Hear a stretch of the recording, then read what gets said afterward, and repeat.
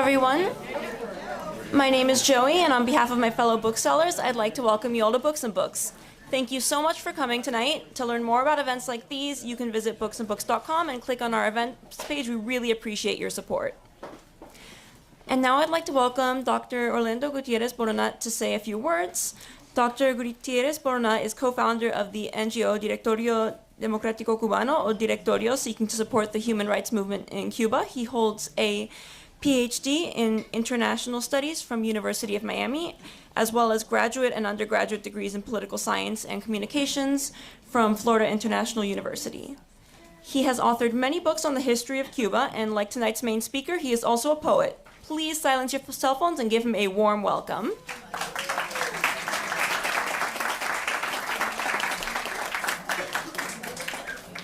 Well, good evening. It's really an honor to be here.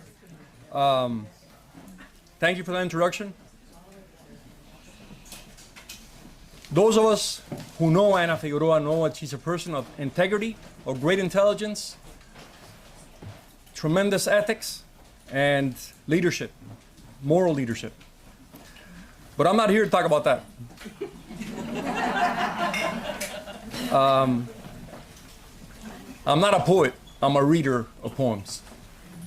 I love to read, and I guess what qualifies me to stand here today is that I love to read, and I have criteria based on what I read. So that's what I want to focus on now. This is the criteria I have for reading poems. This is how I know, how I tell myself, or I understand if a poem to me really is good, transcendent, if it really strikes the core of my interest. My first criteria is, I think a good poem should touch every single aspect of what being human is. The spiritual, the intellectual, the emotional, but also the senses. A good poem addresses what you hear, what you taste, what you smell, what you see. Eric Vogelin, who's a philosopher whom I really admire a lot, he used that criteria to talk about philosophy. He said, good philosophy addresses every single aspect of being human. Bad philosophy tries to eliminate an aspect of being human to come up with easy answers. And he also said that good poetry is philosophy. And philosophy, to be good, must be poetry. I'll get back to that a little bit further on. The second thing I look for in poetry is that it really has to exhaust the meaning of every word and deliver on every word and give you new dimensions of understanding of each word in the poem. You really have to have a very strong command of vocabulary and what the meaning of each word is. To me, that's essential. The third thing a good poem has to have is, and I guess it's really difficult, a good poet has to capture the rhythm of sound and silence in every poem. It's not just what you're reading, it's not just the words, it's how they're aligned, how they're presented, and how they come off the page, or how they're delivered. The sound and the rhythm are part of the poem. You can't differentiate. It's not just that words rhyme, it's that words are put in a sequence where the sequence allows you to understand even better what's being presented. And I think good poetry, what it does is that, better explain reality to us. I think the third thing about a good poem is that, like good food, it has multiple layers of taste, of meaning. And it's not just telling you one thing, it's telling you several things which you can't understand without understanding the prior meaning. So that's why you return to good poems. That's why good poems, I guess, are classic, because they have multiple layers of meaning that you continue to understand over time. Classic things are good because of that, because they're what they pertain to, what they address, is constant, it's universal, it's permanent in the human soul.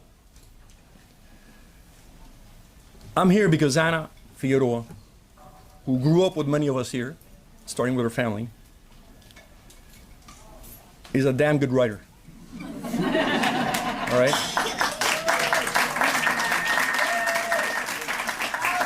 I've known she was a good writer since Brother Carl in English in LaSalle many years ago.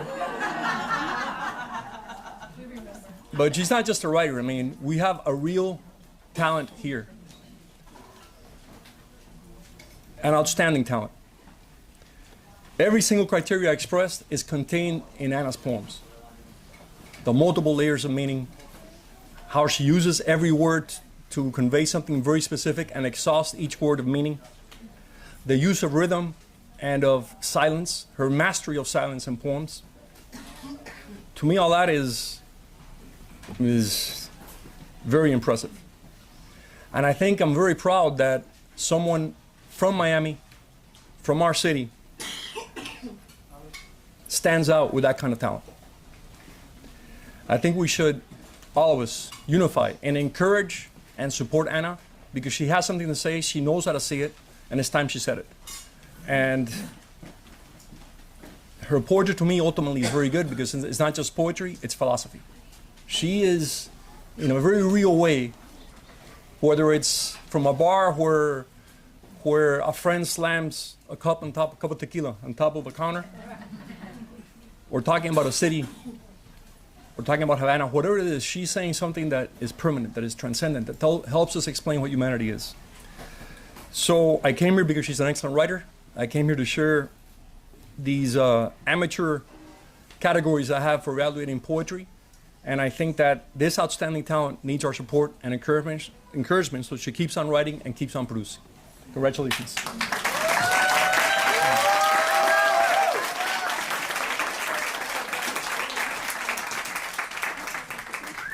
Thank you, Orlando.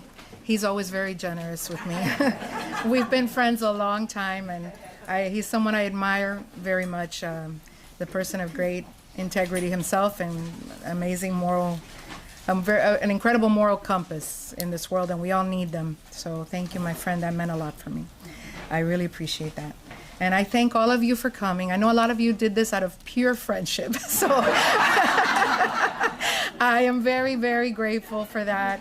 I'm grateful for your support. I'm grateful for you sitting through what may not be your thing. So I really appreciate that type of friendship and love, and it means the world to me. My poetry is not frilly. It's not about birds, butterflies, and flowers and Romeo and Juliet. It's about life, and it's very much the expression of my journey through life. And I think the journey of most of us, we go through a lot of universal experiences. And I really, sometimes it just comes out, you know, you just have an experience or you live a moment, and some people paint, some people sculpt. For me, it's words. And sometimes I have to pull over in the middle of the highway sometimes because I'm like, I don't want to lose the thought that comes to me when I'm feeling something. So for me, this is very personal, it's very intimate. I'm a little bit nervous. I ask for you to grant me grace and mercy. But for me, you know, one of the things that my darling niece, who's sitting in front of me, has this tattooed on her body. My aunt Ibis passed, and when we were going through her things, we found this little scrap of paper that said in her handwriting, and it's in Spanish, I'll translate it, but I think most of you will get it. It's very simple. It's todo amor, como todo arte, tiene sus raíces en el dolor. And it was a very impactful little just scrap of paper, but it meant the world to us to the point that she has it on her body. And it was something that touched us all very much. And I don't know that all art comes from pain. I don't know that. But I think that when something difficult or painful or just very challenging happens to any of us, we're more honest with ourselves in those moments, I think. And the feelings, the thoughts, the ideas, the challenges that we have perhaps come from a place of more authentic self. So for me, that is where my poetry evolves from. I find that poetry helps me make peace with the things in my world, because I think when I write it and I can see it on a piece of paper, it just makes more sense to me. In the creation of a poem, we turn a moment, or we try to, I'm gonna hope I did, we try to turn something into art that happened to us or that we witnessed. And it allows us to filter those feelings, those moments, those experiences through the soul instead of just the mind, and even just the emotions. I think it has to go through your soul for it to be impactful. It is, like all art, subject to the beholder as well. A person writes, paints, takes a photograph, creates a piece of theater, and sometimes what they meant to communicate is interpreted very differently by the person who consumes that content. And I think that in itself is also art, because how beautiful that I can see one thing and you can see something else, and it can be, both things can be very meaningful. So I call my poems my little word paintings, you know, and before I go into, you know, reading anything for you, I just want to say that, you know, some of these are about me. Some of these are about people I care about, that I witnessed something in their lives that moved my heart.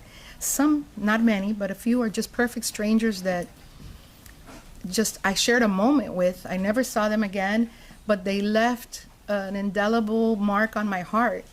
And, you know, I just have never forgotten that person, even though I don't even maybe know their name, and I never saw them again, but they impacted my life.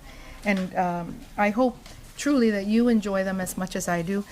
There are 2 poems that will be read in Spanish, and I ask those of you who don't speak Spanish to indulge me, but I am the child of Cuban exiles, and you know we got to get it in there, so.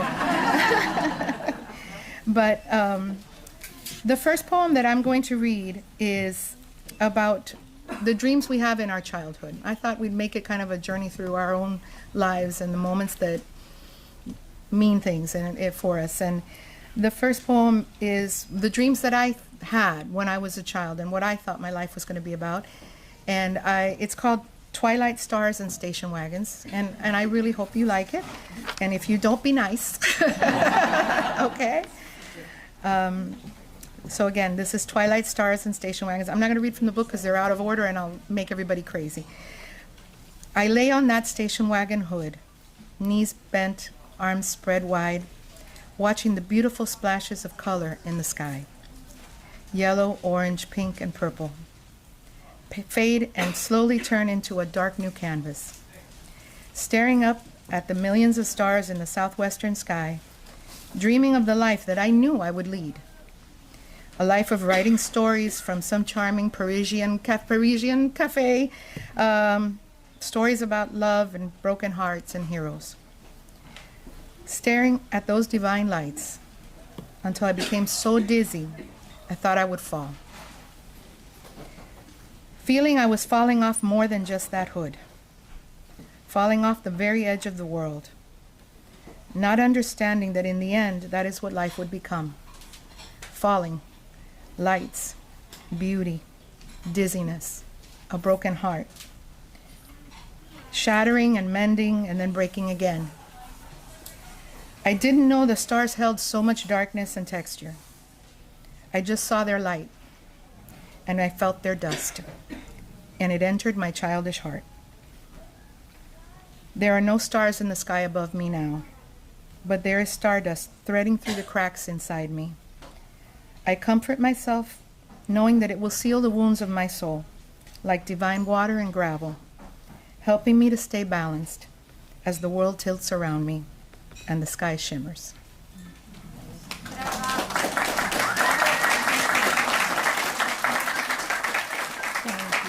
Thank you so much. Thank you. And then we grow, right? We get a little older. We move along in life. And as a child, I thought I would have a very traditional life. It didn't end up that way. I found out I'm more of a rebel than I thought I was going to be, to be honest. Much more of a rebel than I thought I was going to be. And in life, sometimes we change. We make choices. We pick the safe path because maybe we're just smarter that way. But other times, something else pulls us in a different direction. And for me, oftentimes, I've gotten off a very safe path and chosen something different for myself. And this poem is the way I see that in myself, and I know that many of you probably experience that in your lives as well. And for those of you who know me and maybe don't always understand my decisions, this is why, you know? So this poem is called Burn, and I hope you enjoy it. The manicured, softly treaded path, always stretching there before me, never enticed me. These rebel feet always refused to move forward. The easy shade and smooth and cold stepping stones laid out so carefully, ever meant for someone else. In the end, I always chose the rocky, steep cliffs, where reasonable women would not willingly wander, where fierce, magnificent dragons hid their golden treasures in dark purple caves. In the end, I always wanted the magic of the fire breathers. So many good and gentle loves tried to reach my stubborn heart, loves that would have made the journey warm and sheltered, men of honor who would have fought the monsters for me. The foolhardy, wild-hearted side of me wanted to write stories in which I was the hero, rescuing instead of being rescued. In the end, I wanted to love the monsters instead of fighting them. Resting occasionally in the cool streams I came upon, as life and time pushed me along, it was not enough. Always I stepped away, reaching for the sun's heat, the burn always making me feel alive. The heat filled not only with uncertainty, but also brimming with possibilities. The blaze reminding me that life should never be regretted. In the end, I chose fire. Now the cliffs and the dragons and the fire of the sun all swirl and dance inside me. Now they course through my veins. Now I understand that I am the cliffs and the dragons and the fire.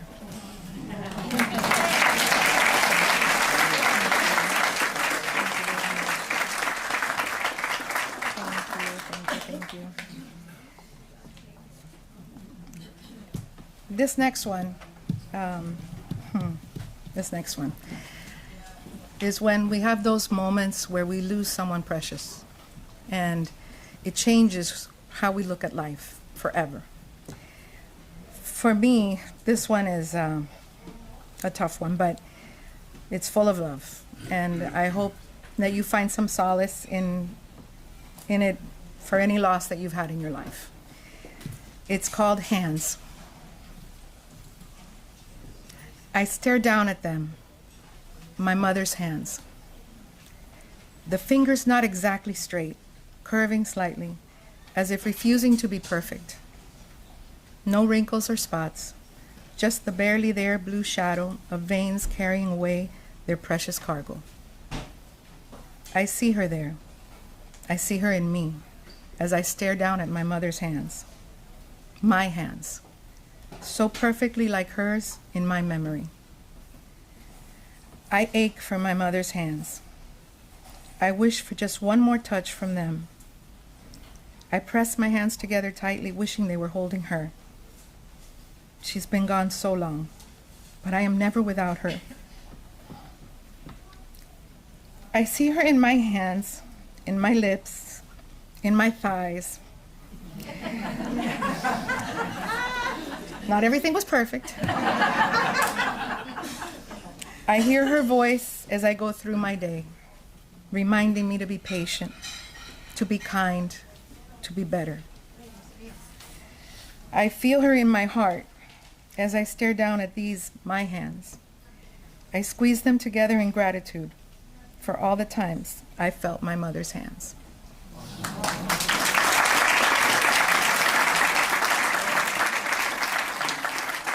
Thank you.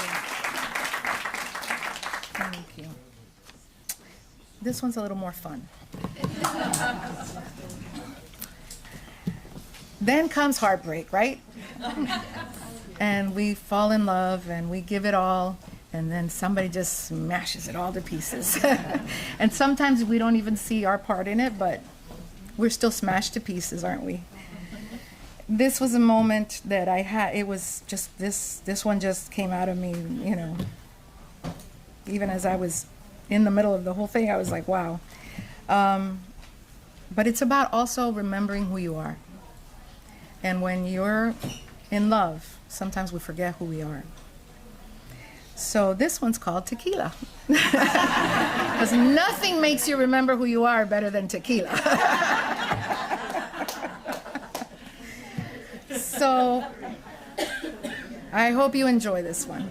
And if not, we'll have a tequila later on. Tears dragging a black path of anger and hurt across her face, she asked for another. Shooting it down, she stared at the sweating glass as if the answer swirled in the cold, broken, shining ice. She asked for another and allowed the rage to rise like a furious phoenix out of the ashes of the pain and rubble left inside. As she shot it down, the sound of the glass hitting the warm wood exploded like a gunshot. Something definitely died tonight. It lay lifeless, killed by the black, empty, gaping hole of silence and bloody carelessness. She asked for another and loosed her rage, letting it flow free as she shot it down. She in its bitter heat, reminding herself of who the hell she was. She asked for another. The red rage cooled, and she could breathe again as she remembered her name and its meaning.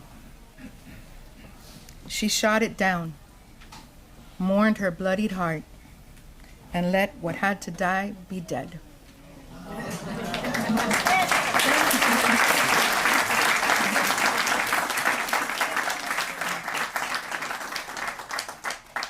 And now I would like to invite my dear friend, mi querida amiga, Mariela Rosales. This is a poem in Spanish. I ask all of the English speakers, just to indulge me for a moment. Mariela is a dear friend. We worked in radio together. She's a wonderful actress and voice and spokesperson and all. And though this is a very intimate poem, I just thought there was nobody that was going to do it justice like Mariela. So this is called... Para mí es un honor tener a Mariela aquí.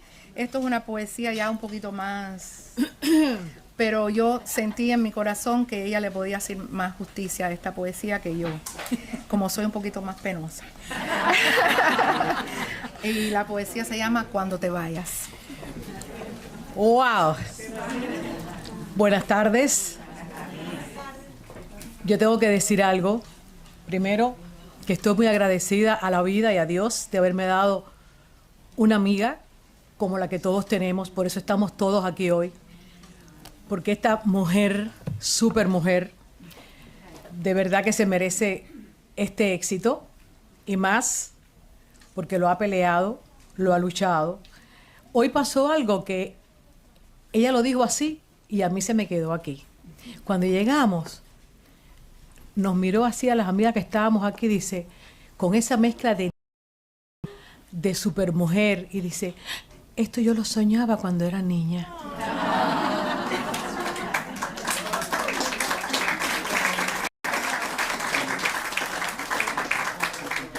Y a mí se me quedó, porque esos sueños de niños podemos convertirlo en realidad, si queremos.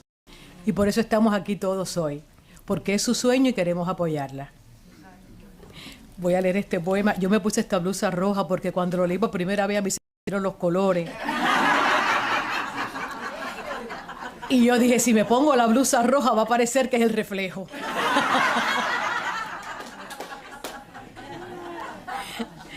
Mujeres, siéntense bien, y hombres, bueno.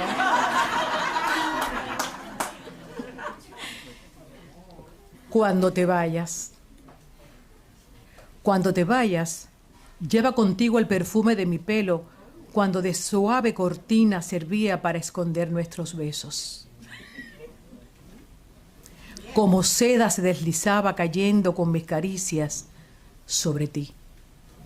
Cuando te vayas, lleva contigo la medida de mi cintura, memorizada por tus brazos que la atrapaban mientras lavaba platos, olvidados por ti en tu mañana de prisas y luchas.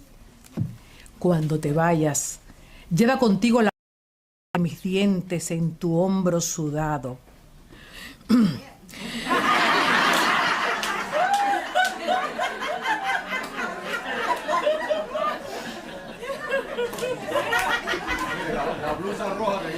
Sí, sí.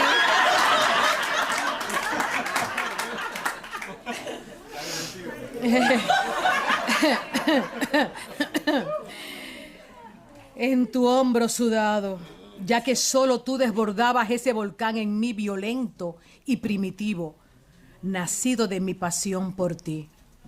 Cuando te vayas, lleva contigo mi mirada, ya que en mis sueños te seguiré contemplando. La misma mirada que en su día era suficiente para calmarte y encenderte.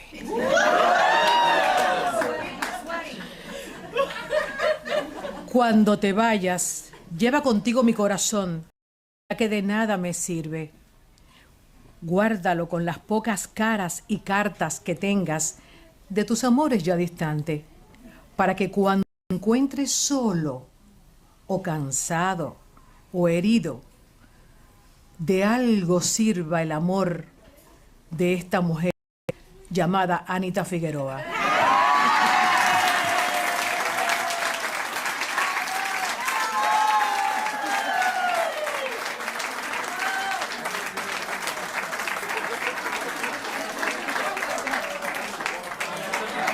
Les dije, allá afuera hay vino por si acaso, ¿ok?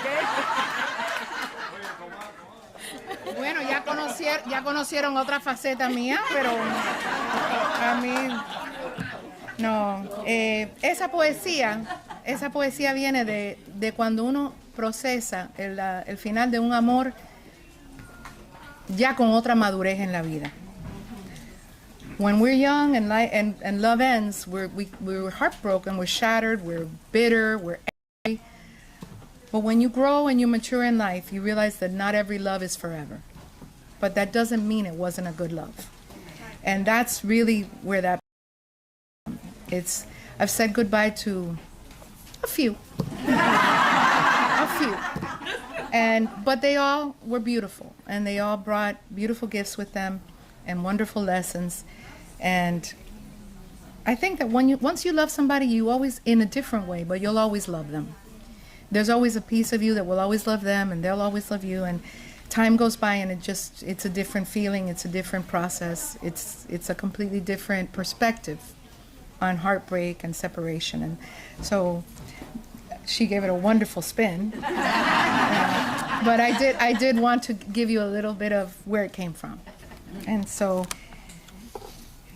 having said that, that's a nice segue to a very short one. We're almost there, guys. We all have our seasons of life, right? We've got our spring, we've got our summer, we've got our autumn, and we've got our winters as we grow and we get older through life. And I am an autumn baby, and I'm a very happy autumn person. And I'm in a beautiful time of my life. I am not that young girl that was having a good time, and I'm not old, and I'm just somewhere in between, and it's a nice place to be. And we reach a place in our lives where we understand better who we are. We accept better who we are, and we learn to love ourselves and meet the mirror where we're at and not be so hard on ourselves, you know, and see the beauty in time. I mean, we ourselves had a very sad loss in our family just this past week, and not everybody gets the privilege of getting to autumn, and not everybody gets the privilege of seeing winter in their lives, you know? So this poem is called Autumn. It's very short.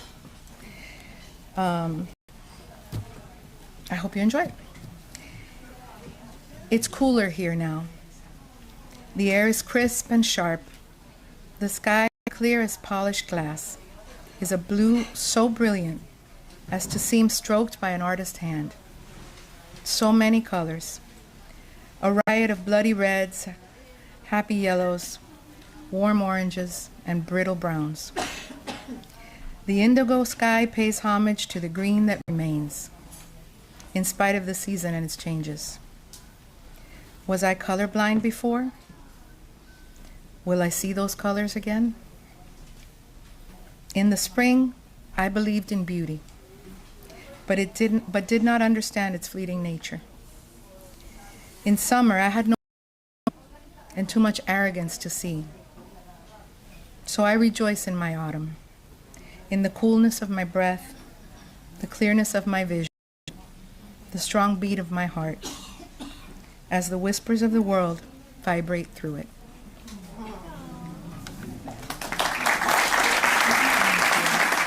Thank you very much. So now I also, once again, ask the indulgence of those of you who don't speak Spanish, because this is something very, very dear to my heart. As the child of Cuban exiles, which I know many people here are, we all live with the mythology of Cuba. And we grow up hearing the stories from our parents. We grow up maintaining that culture, eating the food, learning the humor, feeling very, very Cuban. And yet, we are very, very American as well. But inside every Cuban, there is a dream that maybe one day things could be different for the people from our nation. So this poem, I have asked a very special friend, Ninoca Perez Castellón, who is from Havana, who, like Orlando, has spent her life fighting on her terms for freedom in Cuba.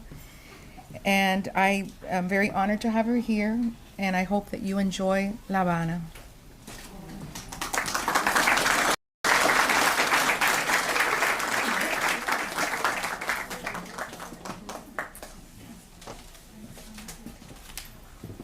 I'm so relieved I did not have to dress in red. But I would not do that to you, I am used to reading news. I'm not a poetry reader, but it means a lot to me. I think that I was next to a book that says, "Let the poets govern." After having met so many poets, I don't know that that's true, but I would be fine with Anna governing. And I don't know, there's something so special about poetry that just tells about human beings that we have a soul. That's why I love poetry so much. And this a poem she dedicated to La Habana. Vieja ciudad, tan bella y cápsula del tiempo mal sellada, la sal, la humedad y la separación te comieron de adentro hacia afuera, derrumbando lo que parecía eterno. Vieja, misteriosa ciudad, llena de historias y de mentiras, de ilusiones y de vacíos, de héroes y de villanos. No se ha acabado de escribir. Como una mujer bella quien al no encontrar un buen amor, envejeciste descuidada y gris de tristeza.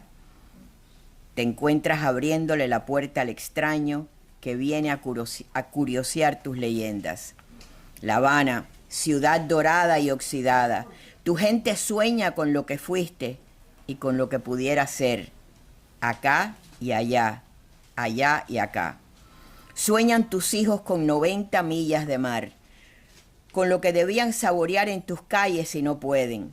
Sueñan con dejarte, sin saber que pasarán el resto de sus vidas soñándote. La Habana, ciudad esclava de un pueblo libre, elegante a pesar de sus tendederas y extranjeros. Tus edificios son los huesos más bellos del mundo. La Habana, ciudad irreal que vives en la memoria de todo cubano, hasta que los que nunca han caminado tu malecón. La Habana, donde todo era mejor, y dicen que todo mejorará algún día. La Habana, donde nuestros padres dejaron sus ilusiones y nuestras madres dejaron su juventud. La Habana, donde nuestros abuelos fueron felices hasta que te vieron transformada en una ciudad desconocida y violenta. La Habana, cuna de tanto dolor, tu sol, tu brisa y tus palmeras acarician a mis seres queridos mientras tus sombras los mantienen alejados. Pero eres la preferida del mar, la más amada del sol, la más recordada y añorada por la libertad. Por eso serás de nuevo el futuro, la patria libre y renovada. Tus calles se llenarán de la alegría de tus hijos, quienes solo soñarán con quedarse en tu cálido abrazo.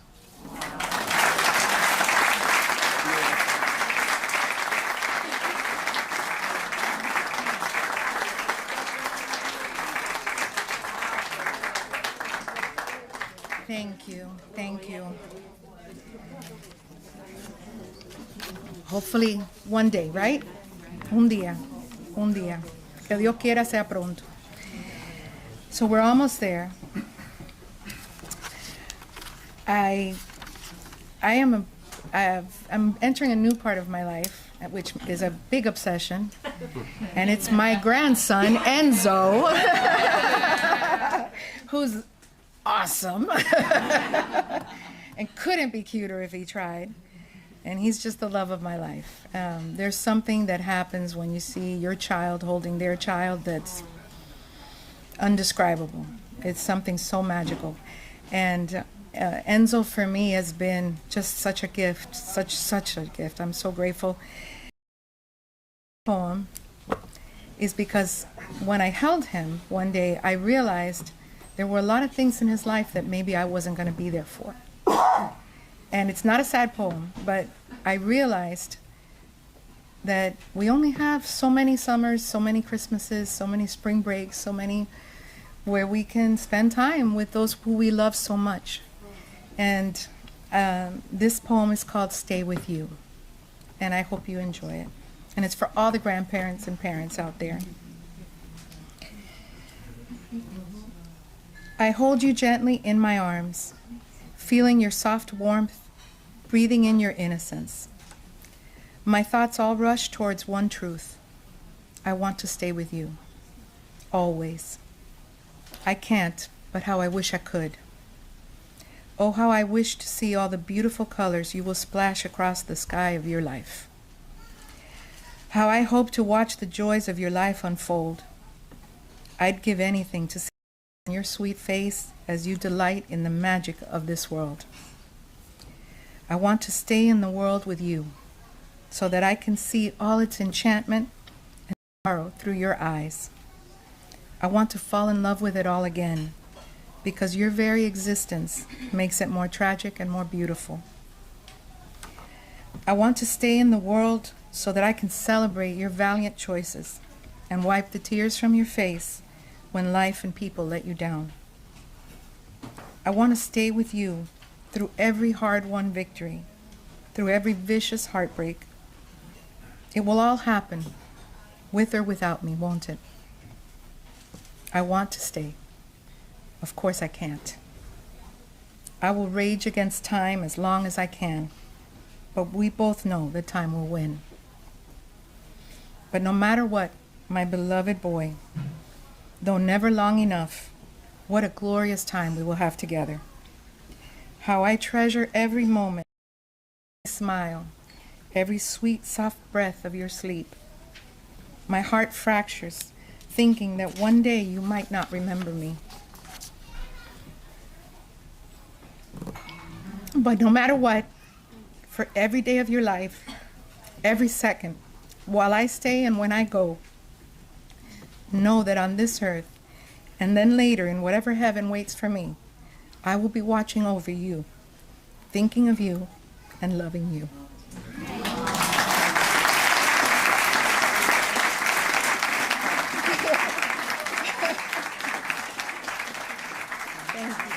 Thank you. I'm sorry. He's just it for me. This is the last poem of the evening. Patience, I thank you so much for sticking it out with us. There's not enough tissue over here. I may need one.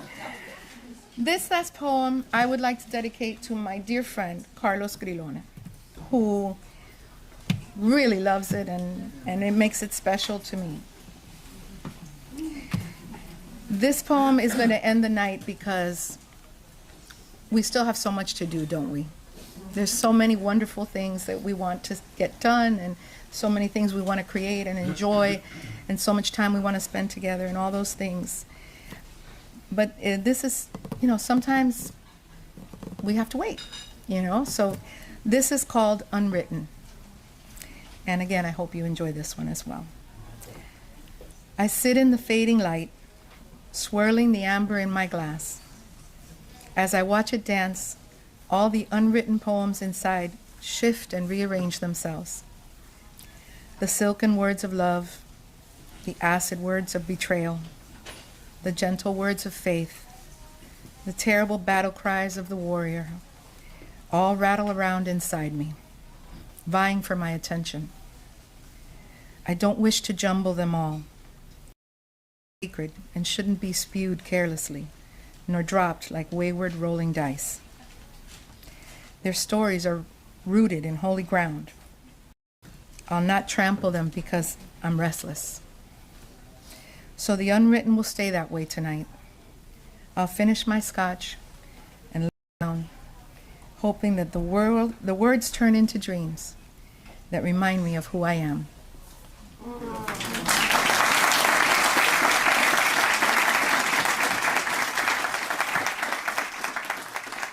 I want to thank you all so much for being here. Thank you. Thank you, thank you, thank you, thank you, thank you. Thank you, thank you, thank you. Oh, come on. Thank you. Thank you very much. Thank you. You guys, you don't have to do that. Thank you. Thank you very much. Some wine, have some cheese. I'll be over here in this corner.